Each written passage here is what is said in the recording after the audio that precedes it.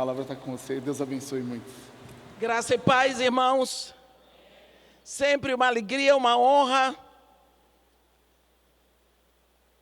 estar diante da Assembleia dos Santos do Senhor para trazer essa palavra eterna. Eu gostaria de convidar a igreja para abrir a Bíblia no capítulo 12 do Evangelho de Jesus Cristo, segundo Lucas. Evangelho de Jesus Cristo, segundo Lucas, capítulo 12.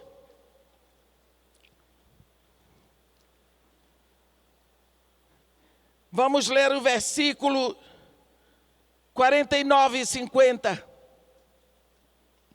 onde Jesus Cristo diz: eu vim para lançar fogo sobre a terra, e bem quisera que já estivesse a arder.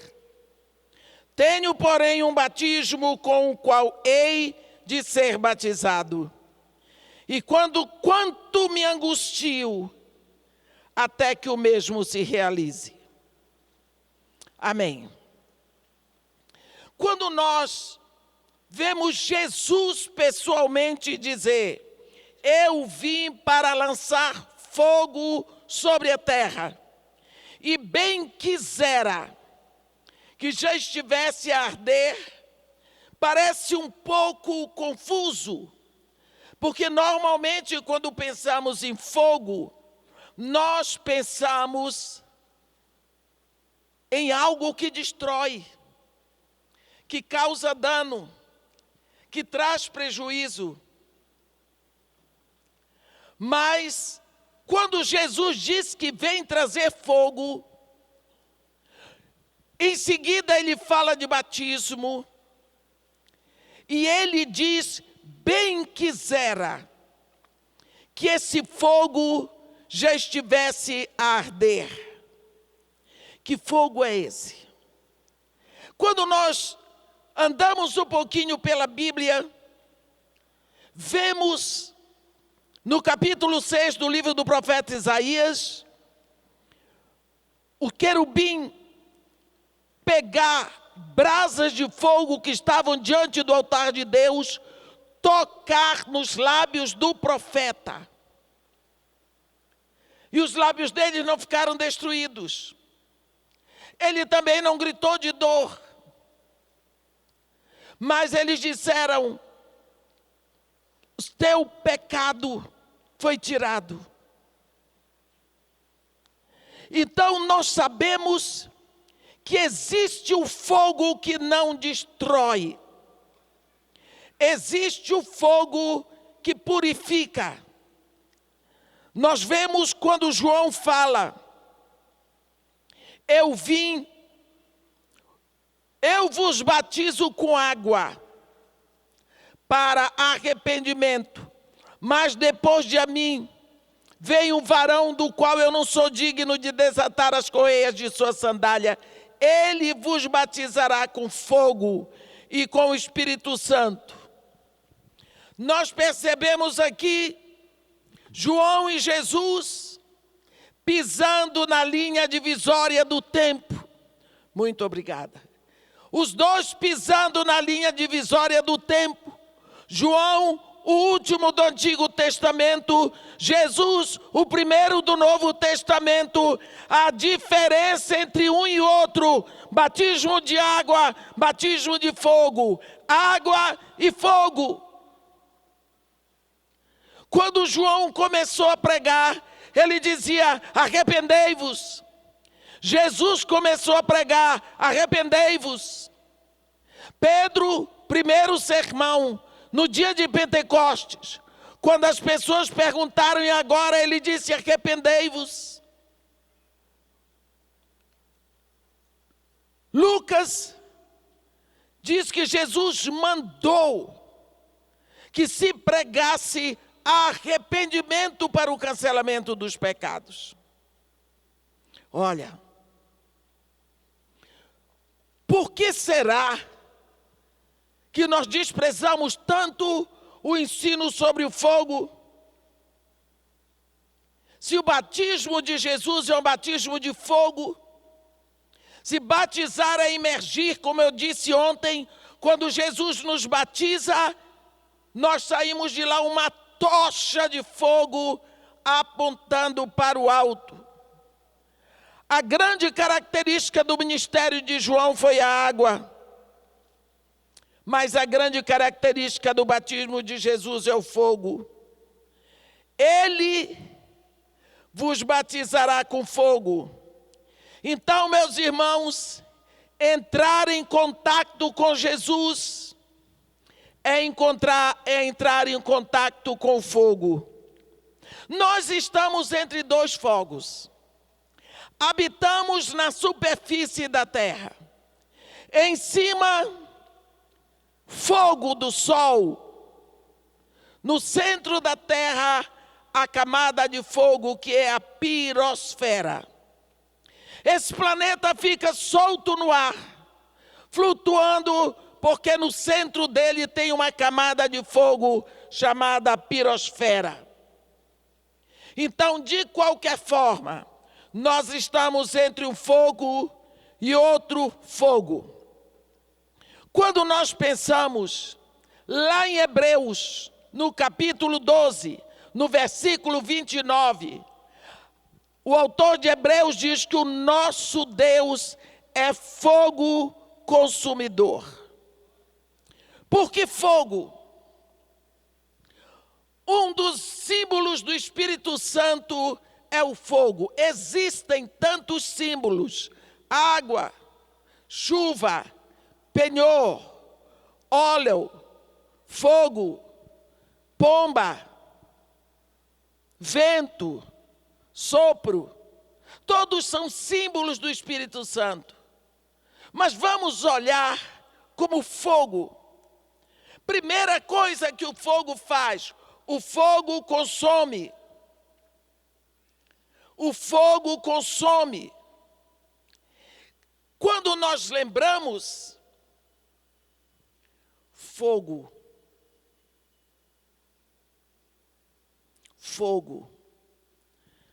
quando Deus expulsou o homem e a mulher do Éden, a Bíblia diz que ele colocou a leste os querubins e uma espada de fogo que se movia em todas as direções para guardar o caminho de acesso à árvore da vida. O homem foi expulso para o lado oriental com todas as maldições decorrentes do pecado. Porque Deus diz para ele: Adão, por tua causa, amaldiçoada é toda a terra. Então todos nós passamos a viver no lado oriental, com todos os sofrimentos. Mas Deus não botou Adão para fora sem uma promessa. A promessa do Redentor. O homem ficou separado da árvore da vida por uma espada de fogo. Ninguém podia se aproximar.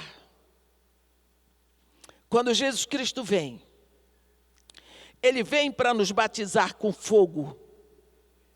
E quando nós saímos, nós somos uma tocha de fogo. Então nós podemos atravessar pela espada de fogo e nos alimentar da árvore da vida, porque fogo não queima fogo. Uma vez que você recebe o batismo de Jesus, Ele lhe incendeia e você pode se alimentar da árvore da vida. Que árvore é essa que dá vida? Tem um momento em Apocalipse 10, depois que o livrinho foi todo aberto, abriram-se, o Cordeiro já abriu os 7 selos. No capítulo 10, esse livrinho, que é o documento de posse do planeta Terra, vai descer para a Terra. E a Bíblia descreve o anjo forte como Jesus. Esse livrinho desce e esse anjo forte põe o pé direito sobre o mar e o esquerdo sobre a terra.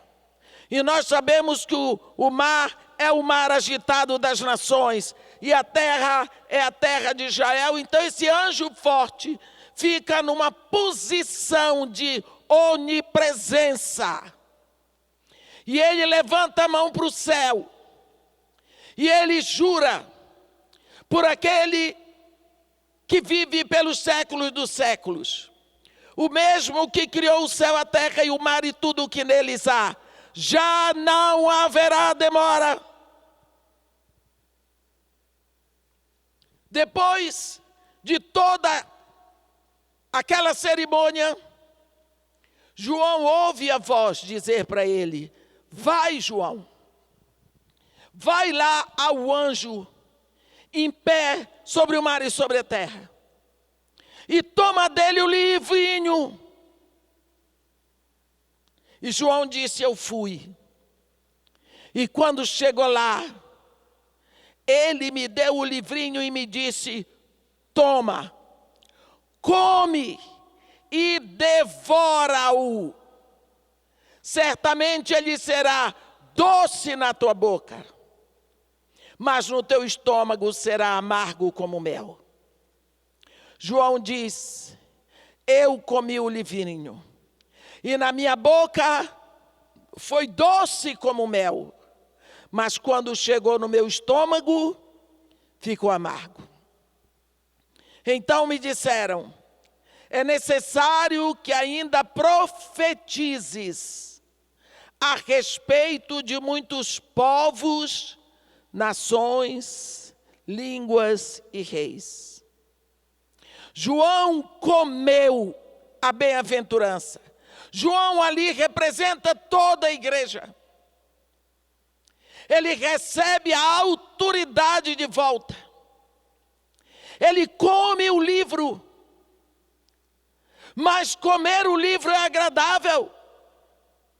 Mas quando ele tem a responsabilidade, as coisas ficam muito difíceis, fica amargo. Meus irmãos, João não é o único a comer o livro. Nós sabemos que Jeremias comeu a palavra. Sabemos que Ezequiel comeu a palavra. Porque esses três homens são aconselhados a comer a palavra.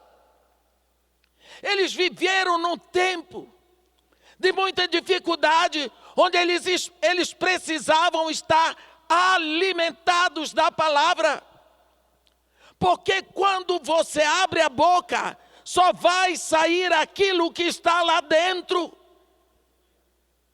Se você comeu a palavra, quando você abre a boca, a palavra sai. Eles precisavam de uma palavra para viver, para conduzir o povo naquela época.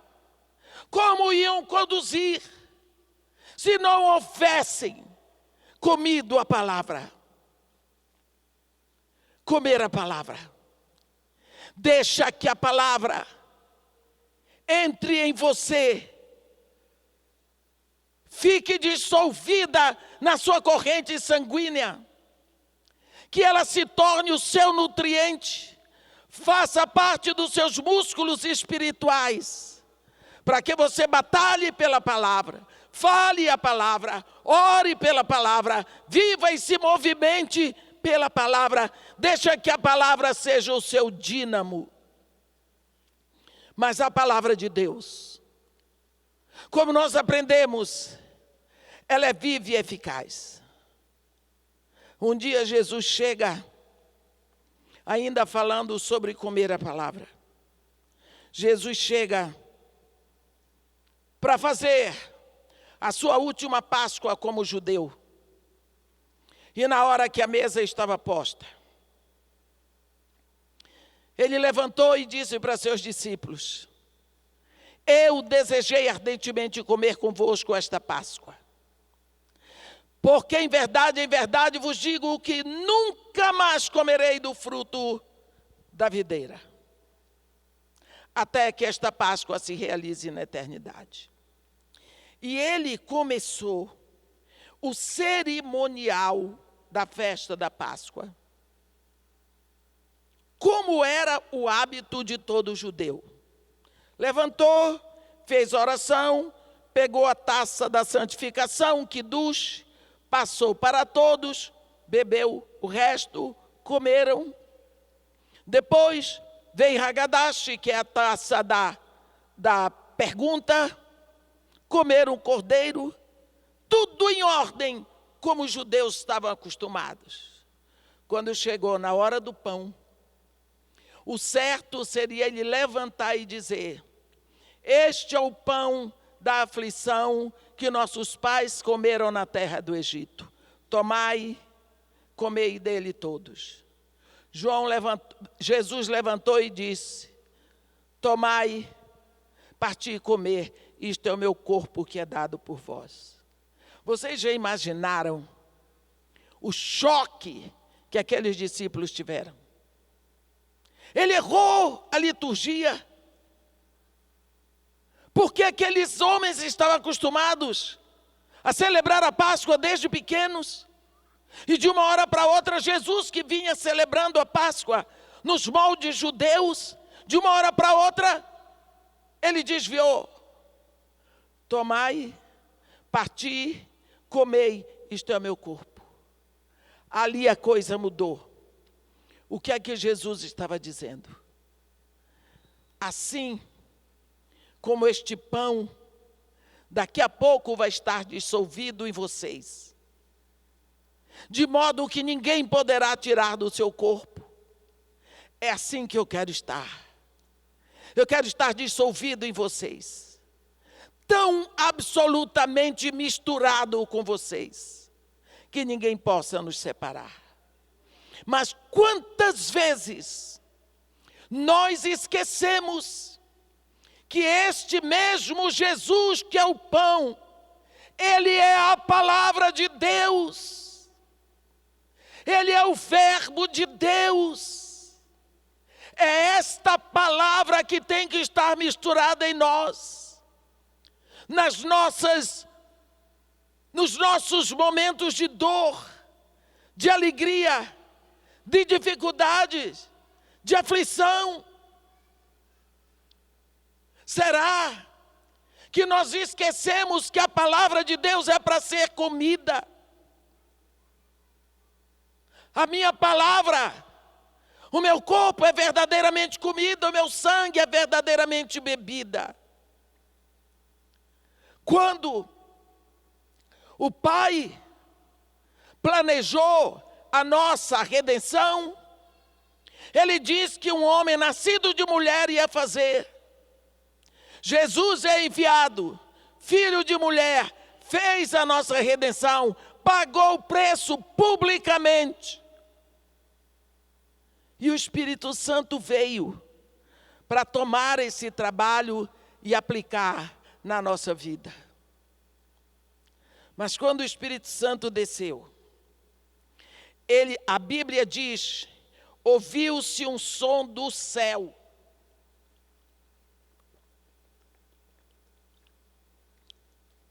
Como de um vento impetuoso, que encheu toda a casa. E apareceram distribuídas línguas de fogo, línguas como de fogo.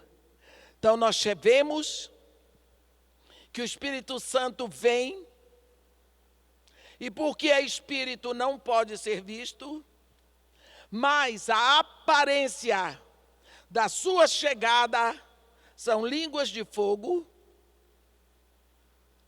e vento impetuoso. Vento. Quantas vezes nós esquecemos do vento? Quantas vezes a Bíblia fala de 4 ventos e nós deixamos passar batido? 4 ventos.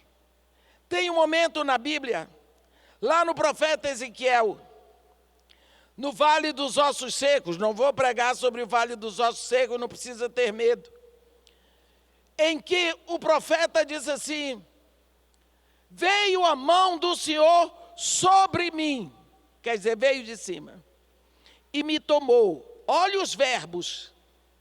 E me tomou. E me levou. E me deixou no meio de um vale que estava cheio de ossos. E me fez andar em volta do vale. Olha quanto movimento. Veio sobre mim, me tomou, me levou, me deixou. Não era um vale cheio de ossos de frango. Eram de caveiras humanas.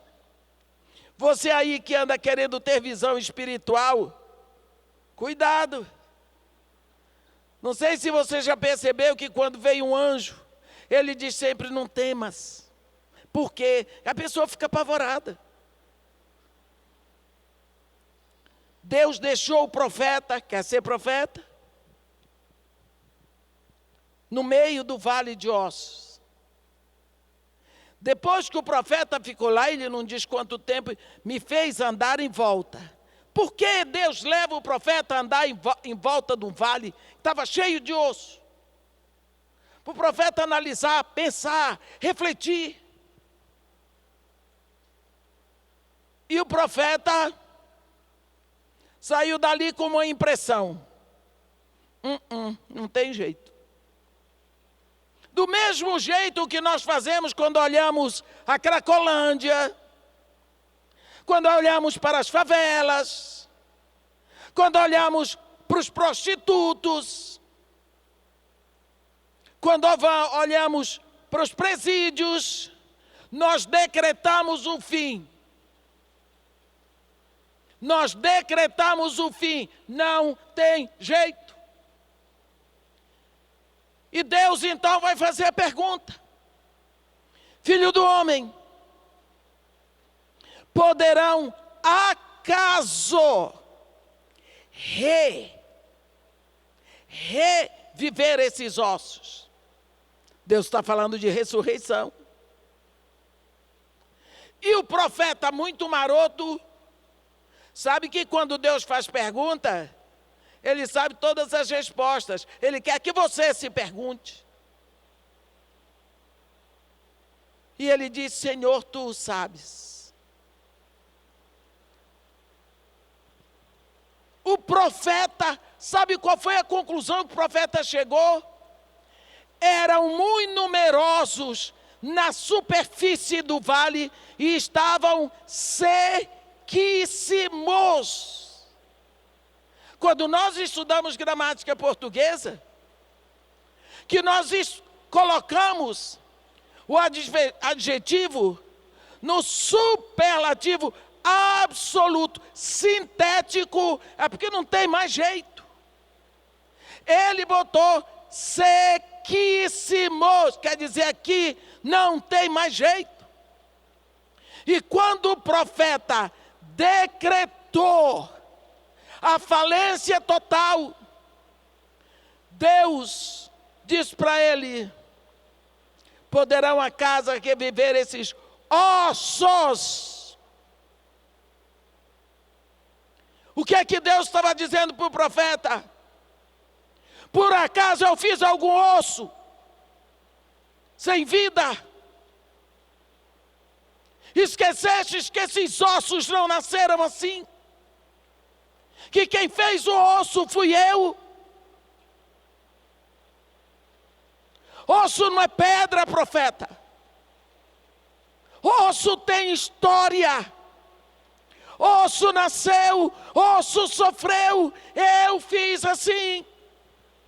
Por que você decreta o final deles? O que você está fazendo aí? Você não é profeta? Profetiza sobre os ossos. Como?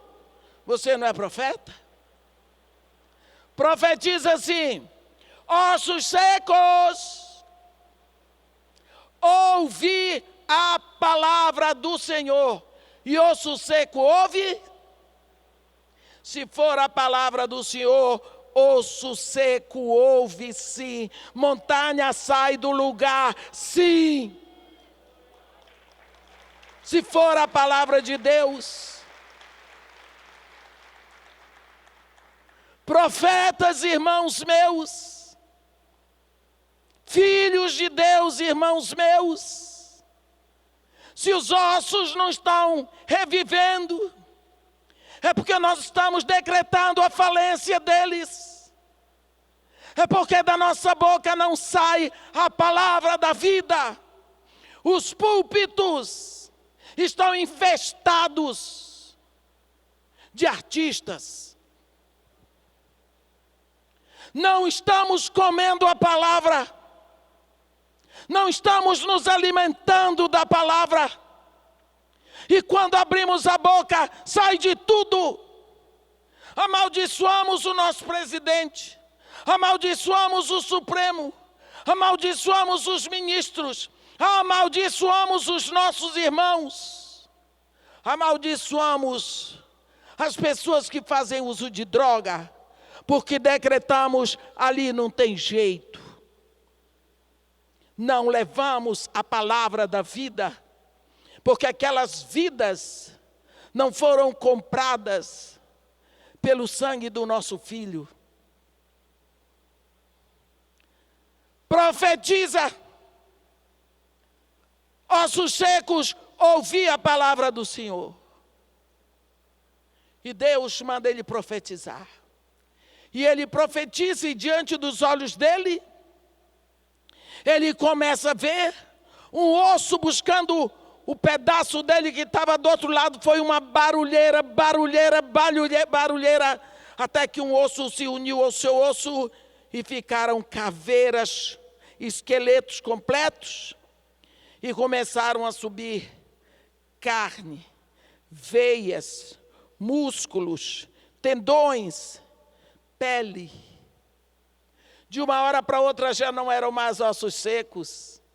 O profeta deve ter ficado maravilhado.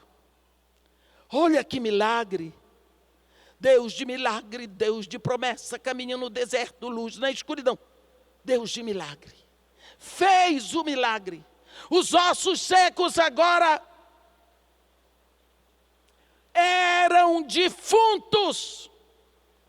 Qual a diferença entre uma caveira e um defunto? Está tudo morto. Mas o profeta estava maravilhado. Maravilhado.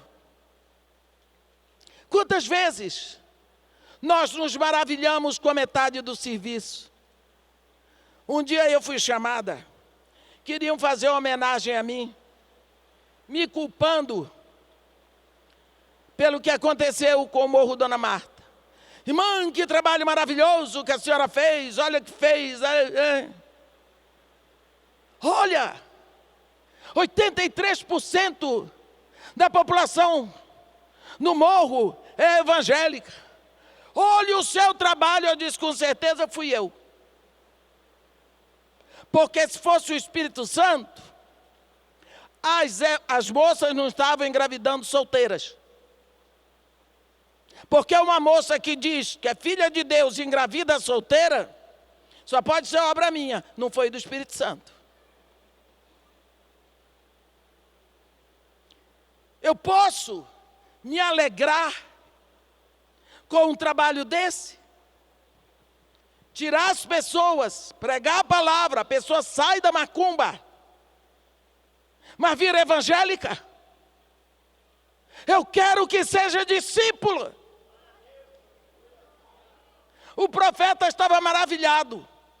Os ossos eram secos, mas agora estava tudo inteirinho ali, defuntinho. Não dava nem trabalho, porque defunto, enquanto não apodrece, não dá trabalho. Aí, Deus olhou para o profeta, satisfeito da vida, profeta Ezequiel, e Deus disse, ó, profeta, profetiza ao Espírito. Como? Dize, assim diz o Senhor Deus, vem dos quatro ventos, ó Espírito, e assopra sobre esses mortos, para que vivam. Vem dos quatro ventos, ó Espírito. O Espírito vem E a Bíblia diz que se levantaram um exército sobremodo grandioso. Então, quem traz vida àqueles que estão dormindo é o Espírito pelos 4 ventos. No dia de Pentecostes, o Espírito vem como um vento impetuoso que encheu toda a casa. 4 ventos. Vento norte, vento sul, vento leste ou vento oriental, vento oeste ou vento ocidental. Qual a ação desses ventos? Você que agora tem tempo, por causa da quarentena, pesquisa na Bíblia, meu irmão, sai dessa história de Google, como é Google, sei lá. Vá ler direitinho. Invista numa Bíblia de estudo, meu irmão. Invista, tem certeza que se você tem dinheiro para isso, se não tiver, o pastor dá. Até eu já ganhei Bíblia hoje, 2. Mas qual é a ação do vento oriental ou vento leste na vida de uma pessoa? O vento leste destrói. Você vê isso lá em Gênesis 41, quando no sonho de Faraó tinham as espigas maravilhosas e depois as espigas ficaram crestadas, mirradas do vento oriental. Então o vento oriental, ele mirra, ele mingua. Ele impede a produção, o crescimento e a beleza. O vento ocidental é o vento que soprou no Egito e jogou todos os gafanhotos para o mar. A Bíblia diz que não restou nenhum no Egito. O vento norte é o vento que limpa. É o vento que traz a neve. E a neve, quando ela desce, ela vem limpando tudo o que tem na atmosfera. E o vento sul é o vento que dá o prazer. Como diz aquela mulher encantada, ou sopra vento sul, e venha o meu amado e se deleite no meu jardim. Então, o trabalho do Espírito, ele vem na nossa vida como vento oriental. Ele vai destruir, minguar, acabar com tudo aquilo que era aparência, que impedia o nosso crescimento. Como vento ocidental, ele vai jogar fora da nossa vida tudo o que é prejudicial, inclusive amizades, noivados, relacionamentos que impedem o nosso crescimento. Como vento norte, ele vai limpar. Como vento sul, ele vai fazer da nossa vida algo agradável a Deus. Quando o Espírito vem na nossa vida, ele vem com a ação dos 4 ventos. Vou lhe dizer uma coisa. Quando nós oramos, precisamos aproveitar da Bíblia. Precisamos aproveitar da Bíblia. Eu estava falando semana passada, eu disse, olha, minha irmã, você está orando de um jeito que eu não oraria. Porque você está orando o contrário. Lembra quando Marta e Maria mandaram um mensageiro a Jesus, porque Lázaro estava doente, terminal? O que o rapaz disse para Jesus foi, mestre, aquele a quem tu amas está enfermo. Ele não disse aquele que te ama, mas aquele a quem tu amas. Então, o pedido foi feito em cima do atributo imutável de Deus, que é o amor. Então, quando eu vou orar, eu digo, Senhor, está aqui a sua neguinha que o Senhor ama. Eu sei que o Senhor me ama. Eu vejo de onde o Senhor me tirou e tudo o que já fez por mim, tudo que está pronto. O Senhor me ama. Estenda a sua mão para mim, ó Pai. Mais uma vez, e eu peço. Nós precisamos aprender, muitas vezes, orar pelos nossos filhos. Senhor, o que eu percebo é que a vida do meu filho está assim, assim, assim. Porque o Senhor o ama.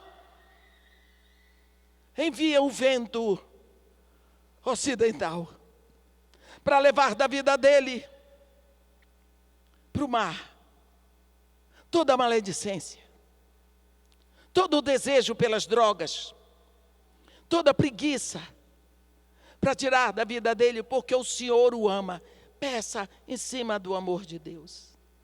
Mas quando o Espírito prometido veio em Pentecostes, também veio distribuindo línguas de fogo. Para quê? Primeira coisa, o fogo, ele consome, não é?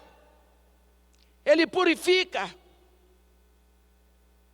Eu me lembro de uma vez que eu estava vindo para Salvador, e eu passei perto de um ônibus lindo da Breda Turismo, e eu tinha muita vontade de entrar no ônibus daquele, mas não precisava, era para os trabalhadores da Petrobras. E o meu marido desceu para falar com o motorista. Eu pedi licença para visitar o ônibus, que coisa linda, nunca tinha entrado no ônibus daquele. Faz muito tempo. O ônibus tinha tapete, cortinas, cadeiras reclináveis, tinha geladeira. Nunca tinha visto aquilo, cortina, ar-condicionado. Saí de lá tão impressionada com aquela beleza de ônibus. Nós fomos para Salvador e quando voltamos o ônibus tinha pegado fogo. Eu vi a ação do fogo, destruiu tudo. O que sobrou daquela maravilha foi uma carcaça de ferro retorcida.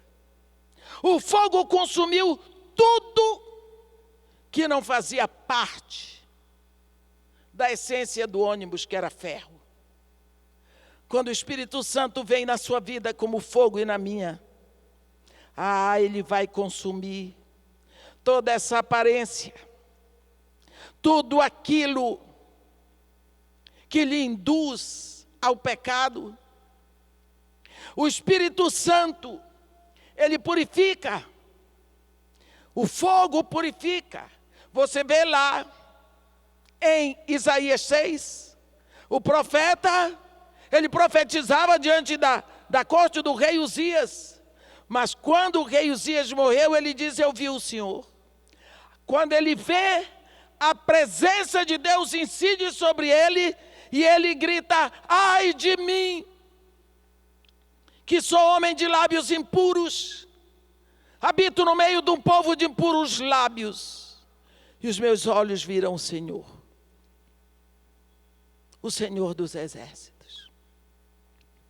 A brasa é tirada e tocada os lábios deles. A tua iniquidade foi tirada, perdoado o teu pecado. Aí o profeta diz: depois destas coisas, ouvi a voz do Senhor que dizia. Quer dizer, havia um cerume espiritual na vida do profeta, que o impedia de ouvir. Deus estava falando e o profeta não ouvia. Tem pessoas que não acreditam que Deus fala. O Deus deles é ídolo, porque ídolo é que tem boca, mas não fala.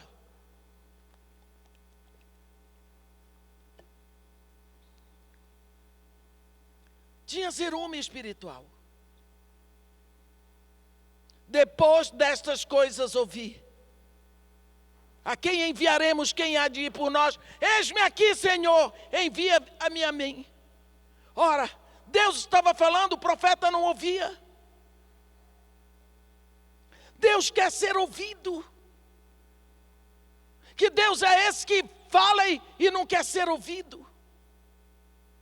Primeira palavra que Deus diz para o povo de Israel quando os tirou do Egito: ouve Ouve, ó Israel, sou eu o Senhor teu Deus que te tirou da terra do Egito, da casa da escravidão. Não terás outros deuses diante de mim. Ouve. Olha, Jesus Cristo não é doido.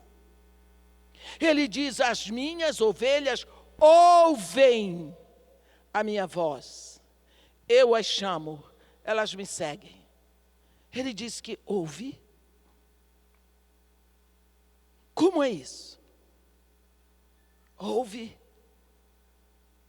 Quantas vezes nós esquecemos disso? O fogo amolece, meus irmãos. O fogo amolece corações. Não é por isso que nós botamos comida no fogo para amolecer? Feijão no fogo para amolecer? Carne no fogo para amolecer? Olha a vida de Paulo antes da conversão. Um homem duro, violento, arrogante, produzia palavras de blasfêmia, de rebelião. Mas quando o Espírito Santo entra na vida dele, tanto as blasfêmias como a rebelião desapareceram. Eu me lembro, eu fui visitar os lugares onde houve avivamento no Reino Unido. E eu me lembro que no país de Gales eu ainda conhecia algumas pessoas daquela época. E eles estavam me contando.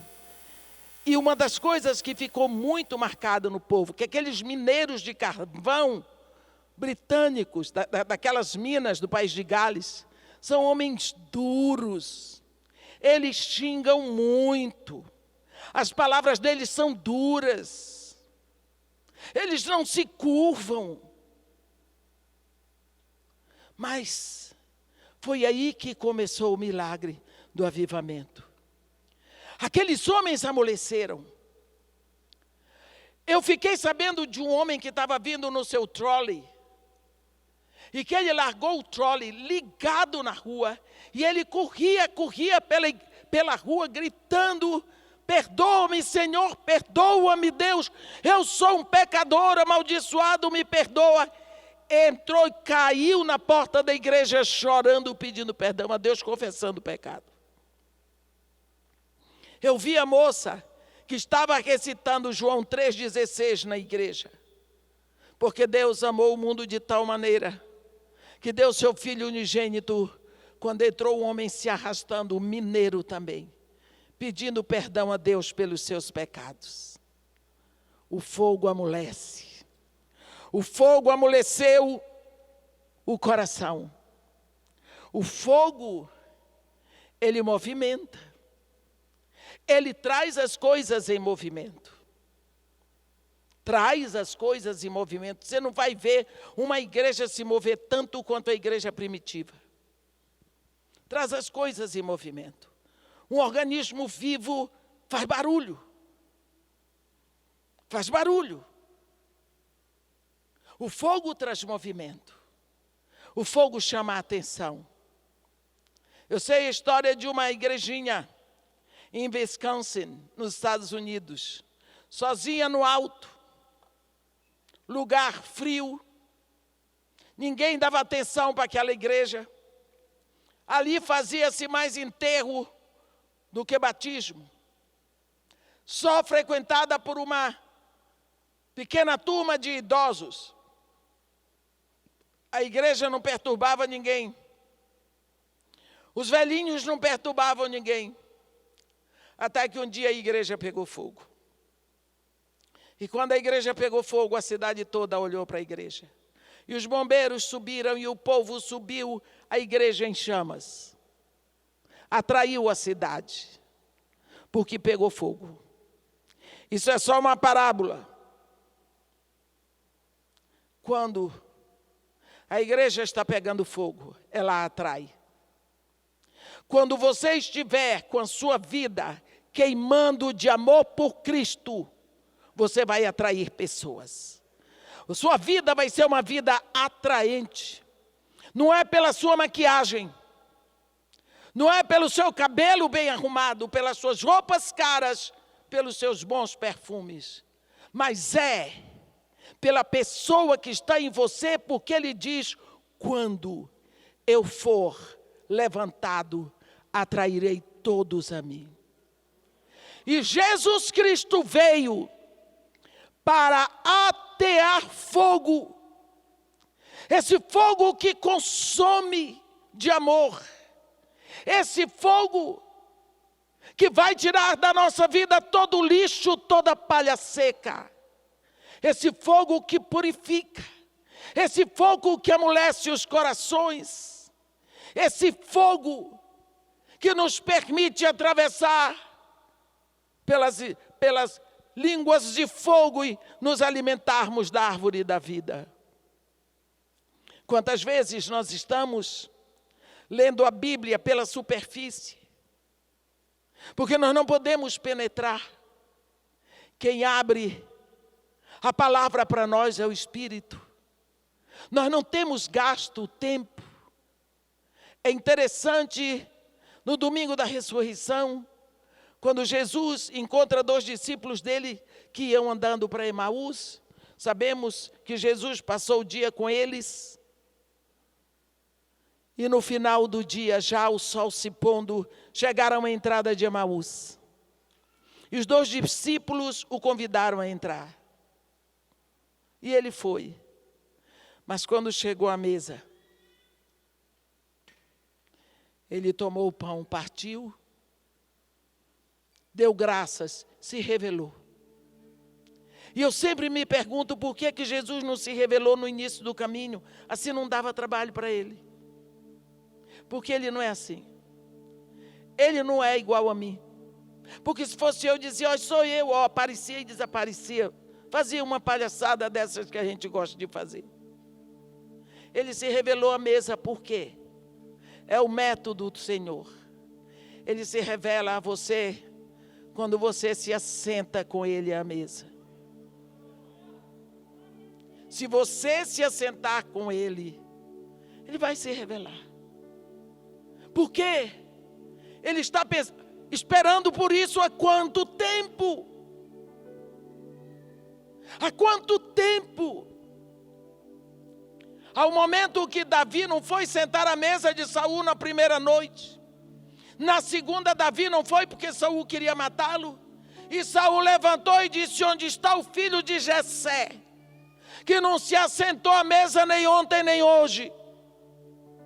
Qual é o pai que não tem um lugar à mesa para os seus filhos? Como está o seu lugar na mesa do Pai? Para que Ele possa dar para você o pão, a porção de cada dia. Para que Ele possa atear fogo em você. Para que Ele faça de você uma tocha viva, resplandecente, do amor de Cristo. No caminho de Emaús, Jesus Cristo não fez nenhuma pregação. Ele foi pegando versículos escritos desde Moisés, passando por todos os profetas e foi entregando. Ele foi dando como se gotas de remédio para a depressão daqueles discípulos. E ele os restaurou com a palavra.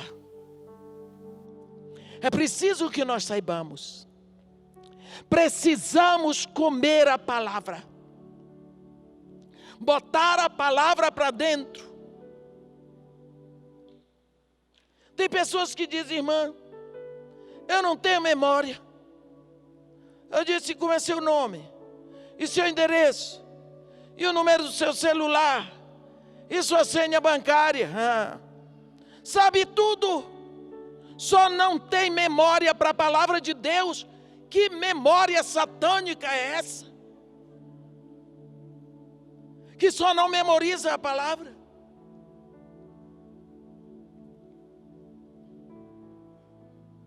Precisamos pegar esse momento dessa quarentena para fazer uma revisão da nossa vida.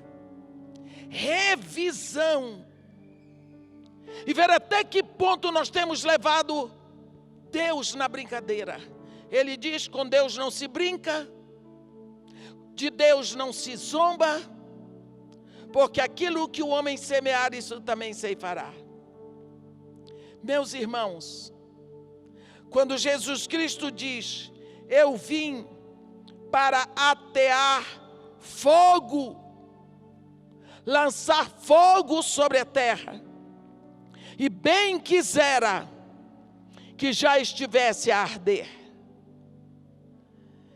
Ele veio para atear fogo num povo, mas Ele quer atear na terra. E nós somos as chamas que Ele já ateou. Aonde pisamos, purificamos. Mas onde quer que você acenda o fogo, Ele aponta para cima. Então nós somos um fogo que atrai para o alto. Como tem sido a sua vida aonde você está? De que forma você tem atraído pessoas para Cristo? Quanto tempo da semana você procura estratégias para trazer pessoas para Jesus? O trabalho está feito. Ele disse: tudo está consumado. O Espírito já veio.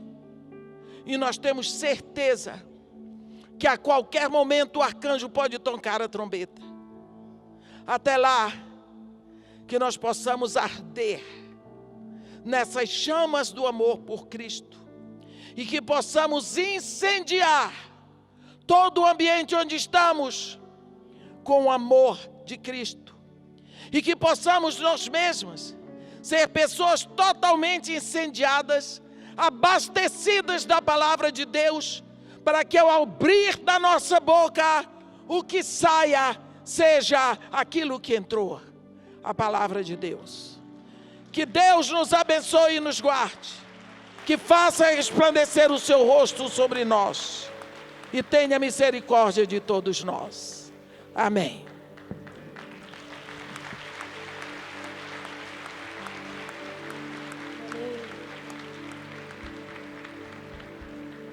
Amém. Vamos ficar.